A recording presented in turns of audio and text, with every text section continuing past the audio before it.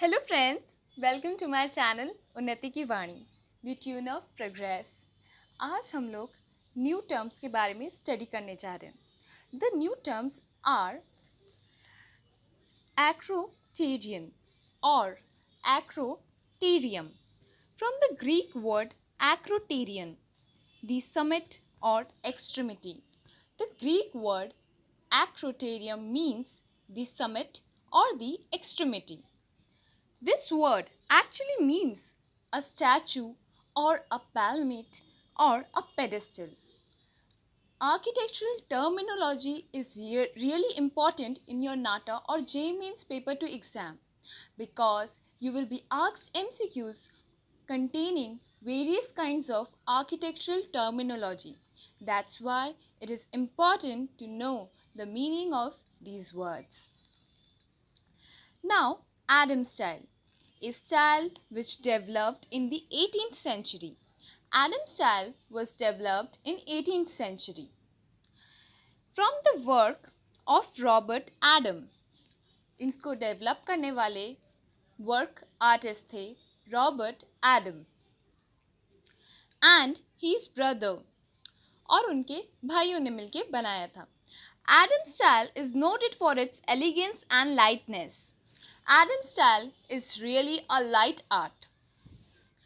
Subtle detailing and unified schemes of interior design, including fan ornaments, festoons, wreaths, urns, ribbons, and classical elements. Adam style is a kind of classical style that contains various detailings which is light in texture. Aggregate, a granular inert material such as sand, crushed limestone, marble, etc., which is mixed with Portland cement, glass fibers and polymers to create GFRC, glass fiber reinforcement concrete. Friends, when you are coming to design a building, you must know what kind of materials it is made up of. So friends, first में मैं आपको ये बोल दे रही हूँ कि जब भी आप लोग बिल्डिंग्स बना रहे हैं तो विच काइंड ऑफ मटेरियल्स आप यूज़ करेंगे उसके कंस्ट्रक्शन में, ये आप पे डिपेंड करता है. And that's why an architect, कोई भी एक आर्किटेक्ट को बहुत इम्पॉर्टेंट हो जाता है ये स्टडी करना कि एक्चुअल में बिल्डिंग किस तरह के मटेरियल से बनती है, मुझे किस तरह के मटेरियल सूटेबल है for this particular design. Actually materials and construction आपके आर्किटेक्चर BArch 5 ईयर्स कोर्स में एक कंपल्सरी सब्जेक्ट भी है. सो फ्रेंड्स, इसमें सबसे कॉमन टर्म है एग्रीगेट. एग्रीगेट कुछ नहीं बस सैंड, सीमेंट और भी बहुत तरह के ग्लास फाइबर्स और पॉलीमर्स का मिक्सचर है. इस एग्रीगेट को मेनली यूज़ किया जाता है for the purpose of building construction. American Institute of Architects, AIA. It is an organization founded in 1857 for the purpose of promoting the professionalism and accountability of its member and a devotion to design and excellence. Various times you are asked that which are the sites that are UNESCO World Heritage Sites. और बहुत सारे organisations के नाम आपको ऐसे ही पूछे जाते हैं नाटा और JEE पेपर 2 में. सो फ्रेंड्स, इसमें से एक ऑर्गेनाइजेशन है AIA, American Institute of Architects, that was created in 1857 for various kinds of architectural purposes. American Society of Landscape Architects. Landscape designing is also an important subject. It contains various styles by which you can design a landscape. और इसलिए ये society भी बनी थी for the professional who are interested in landscape designing. American society for testing materials. हर एक institute और बहुत सारे एक ऐसे रिसर्च सेंटर बनाए जाते हैं जो कि मटेरियल टेस्टिंग लैब्स होते हैं. वहाँ पे डिफरेंट काइंड ऑफ मटेरियल्स को टेस्ट किया जाता है और ये एक प्रैक्टिकल वर्कशॉप है आपके BArch कोर्स का. सो फ्रेंड्स, ये एस्टैब्लिश हुआ था ताकि स्टैंडर्ड मटेरियल्स को यूनाइटेड स्टेट में कंस्ट्रक्शन पर्पस के लिए यूज़ किया जाए. Anchor. Anchor types for GFRC include dowels, weld paste, straps, dovetails, threaded inserts, screws and Z-clips. Anchor एक टाइप का जॉइंट है. जिस तरह से dovetail एक टाइप का जॉइंट है, dowel एक टाइप का जॉइंट है, उसी तरीके से एंकर भी एक जॉइंट है. What is the use of joints? कोई भी दो चीज़ों को जब भी आप जोड़ते हो, for example the corners of two woods, columns, beams और एनीथिंग, उस टाइम आपको इन जॉइंट्स का दरकार पड़ता है. सो फ्रेंड्स, जॉइंट्स का स्टडी बहुत ज़्यादा इंपॉर्टेंट है and we do study different kinds of joints that include dovetails, dowels and even anchors. Ancon. Ancon is a Greek word which means elbow or hollow, a decorative or scroll bracket that supports a cornice or entablature over a mantel, door or window. Ancon एक elbow या hollow type का structure है जो कि doors और Windows को side में दिया जाता है and it provides a supportive strength to them. Angle capital. Angle capital is sometimes used for the column on the outside corners with ionic capital. It is not always available in standard molds. Angle capital actually में column के outside corners में लगाया जाता है. Angular pediment. The pediment having slanting sides and a horizontal cornice. It is also known as triangular pediment. Angular pediment जो angular pediments वो substance है जो हम लोग को स्लैंटिंग सरफेस देता है और इसलिए हम लोग को इसका ज़रूरत पड़ता है. Antefix. It decorated upright ornament at the eaves at the peak of triangular gable. जब भी हम लोग एंटीफिक्स के बारे में बात करते हैं, एट दैट टाइम हम लोग को ये समझ में आता है कि एक डेकोरेशन पर्पस के लिए ऑर्नामेंट यूज़ हुआ है जो कि अपराइट स्ट्रक्चर में होता है. Now, anthemion. Anthemion is commonly used in Greek decoration, shaped like palm leaf. They are used singly or as a running ornament. Anthemion एक ग्रीक ऑर्नामेंट है जो कि मेनली डेकोरेशन पर्पस के लिए यूज़ किया जाता है और इसका स्ट्रक्चर पाम लीव्स की तरह होता है.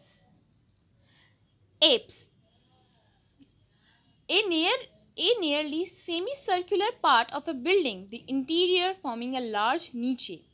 आप से मेनली एक सर्कुलर स्ट्रक्चर है कोई भी बिल्डिंग का. Now anthemion and applique, an ornamented work applied to a structure, GFRC and architectural fiberglass. Appliques may be attached by dowels and epoxy or by specialty clip hangers. Applique एक decoration ornament है. ये decoration ornament को mainly जो भी dowels होते हैं उनके साथ लगाया जाता है.